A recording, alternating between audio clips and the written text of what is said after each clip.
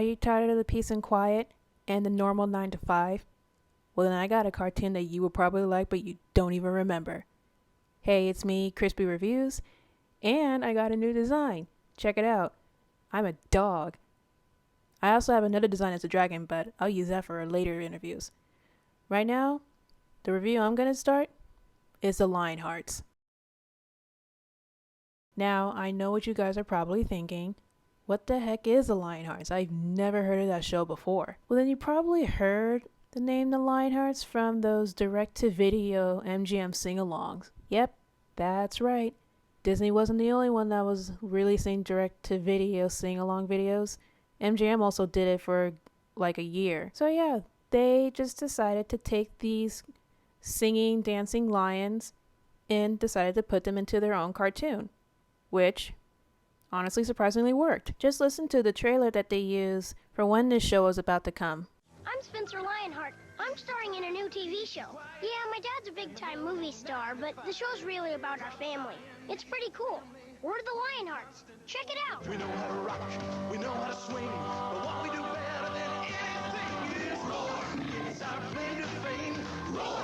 It's our middle name. Roar. Life is never. Watch us. We're the Lionhearts. 7 o'clock Saturday morning on the Fox 51 Kids Club. So yeah, although they did change the designs for the characters, it became a show, and it premiered in September 1998. So the show was created by Byron Vaughns, who is an American animation producer and Emmy Award-winning director of animated cartoons. You also have Ruth Bennett, who is an executive producer who also wrote on the show and developed the series. Skip Jones designed the characters for the sing-alongs, and Paul Sabella revised the character designs for the series. So yeah, so for those who have seen the show, or at least have heard of it, you can thank him. So what was the show mainly about? Well, the Lionhearts focused on the behind-the-scenes life of the MGM mascot, Leo Lionheart, and his family. And the series shows the Lionhearts living in a normal house, living a normal life, just like non-celebrity families. Considering that the fact that they're lions living in a human world and they talk, I don't think that's a normal life. So, who are the characters in the show? Well, you have Leo Lionheart Jr., who is a father, husband, and provider of the family, and basically the main mascot of the MGM movies, which his role was passed down by his father, Leo Sr. He's voiced by William H. Macy, who you probably may remember from Jurassic Park 3 as Paul Kirby. You also have Leo's wife, Lana Lionheart, who is an acrobat from the circus, and she mostly keeps the family from falling apart. She is voiced by Perry Gilpin, who some may remember from the show Frasier as Roz Doyle. And then you have the oldest of the Lionheart kids, Kate Lionheart, who is 10 years old, likes emails, talk to her friends, riding horses, and going to school. She is voiced by Natasha Slayton. Then you have the middle child, Spencer Lionheart, who dreams to be a rock and roll star. He's voiced by Cameron Finley, who many people may remember from his role as Theodore Beaver Cleaver from the 1997 film Leave It to Beaver. And then you have the youngest Lionheart child of the three kids, Judy Lionheart, who is voiced by Nicolette Little. So yeah, pretty good set of characters in the show if you ask me. And as for the episodes in the show, the episodes are actually really good. A lot of the episodes in the show have really nice morals to them. There's an episode where Lana's circus friends comes to town since they're going to be moving in, and their circus family, who is a clown, their son gets beat up by a bully, and so Leo goes to the bully's parents and tries to convince them that they can't just pick on someone that they've never met before, despite them being a clown. So Lana comes up with the idea of inviting the family to a barbecue at their house to show them the clown family are just regular people like them and everyone else. Anyway, there's nothing to be scared of. Shecky, show him who you are. No. It's me, your new fishing buddy. My real name is Shecky. This is Bobo and Lucy. Hi. But, you're clowns. So you have to hate us? Dad, I don't care if they are clowns. I had fun tonight, and I like them. Sorry about the black eye, Bobo. Hey, it's nothing a little clown makeup won't cover. You have to admit you had fun too, Butch. I do. Yes, you do. Okay. I admit it. Now that I know you clowns, I really like you. In fact, I like you more than a lot of normal people I know. Butch, they are normal. I know. That didn't come out right. I mean, it's not like they have tails or something. Oh, boy. Oh, I just better keep my mouth shut till I learn to be more, sensitive, yes, but the important thing is you're trying.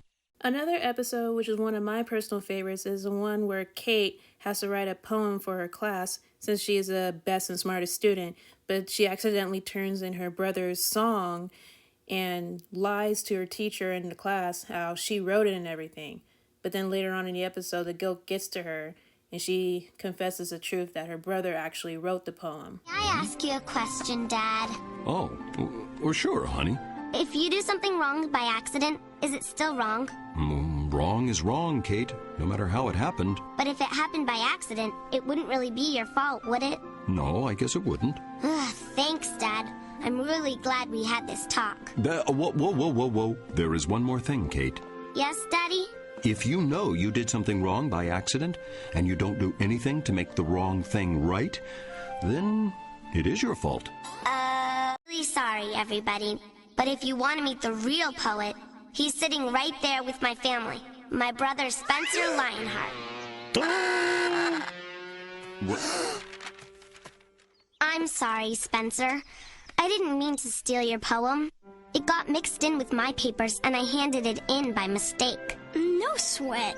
We're in the same family, so it's almost like it's yours anyway. So, how long am I grounded? I think maybe you've punished yourself more than we could on this one. Please, honey, come to us next time something like this happens. There won't be a next time. I promise. So yeah, most of the episodes are really, really good. Not to mention the show had a few amazing guest stars as well. You had Betty White, who played Leo's makeup artist Dorothy. You also had Wallace Shawn as Leo's talent agent. And you even have the famous artist Michael Jackson. Oh, sorry. My bad. I didn't mean Michael Jackson, the singer. It's actually Michael Robin Jackson, the British American radio talk show host. Yeah, apparently when I got into contact with Byron and I asked him if Michael Jackson, the actual singer, did voice a character in the show, he actually told me that it wasn't the singer. It was actually, radio host Michael Jackson. And for some reason, IMDb and some other sites say that it's actually the singer, but it's actually the radio host. So just to clear that up, it's not Michael Jackson, the singer. It's Michael Jackson, the talk radio host. Speaking of IMDb, they gave this show a 6.3 out of 10, which I kind of find unfair, but I've always wondered why. Why would they rate this a 6.3? I mean, the show is very well written, and it has nice morals in each of their episodes. I mean, only reason why I could think of that is because there was only maybe 13 episodes.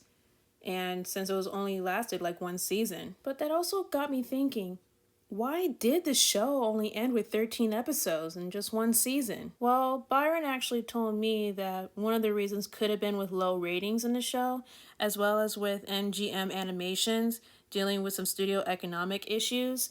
So the possibility of not enough funds to keep the show going on. I also asked if he ever could go back to the past when he was doing the show, if there was anything that he would probably change. He did mention that he'd probably spending more time with the animation and the storyboard, because as we all know, animation and writing a well-written story does take time, and you can't rush things like that, otherwise you're not going to get a perfect show. I also asked him if there was ever a possibility that the show could be revived or even rebooted into a new series.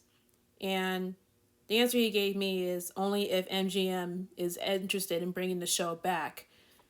But unfortunately, because MGM mostly focus on live action movies and everything, I highly doubt we'll ever get a revival of the animation cartoon. I've also asked Byron if they were ever going to release this series on Blu-ray or DVD, and he said that probably not.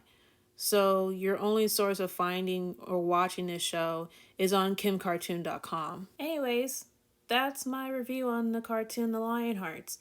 And honestly, it was a really good show, and I honestly wish it would have stayed longer. Sure, the series may have ended pretty shortly, but hey, the show is honestly really good.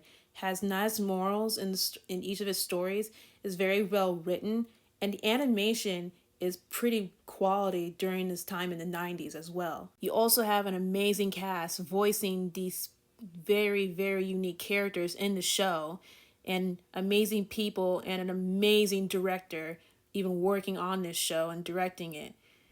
And honestly, I really, really like to thank Byron for actually taking the time to, give me full on answers of certain questions that I had about this show, especially on the Michael Jackson, the Michael Jackson answer, because I've always thought it was the artist Michael Jackson, but it's actually radio talk host Michael Jackson. And I do hope one day, sometime in the future, MGM does plan to reboot or even bring back the show and continue on where it left off, because it would be very amazing.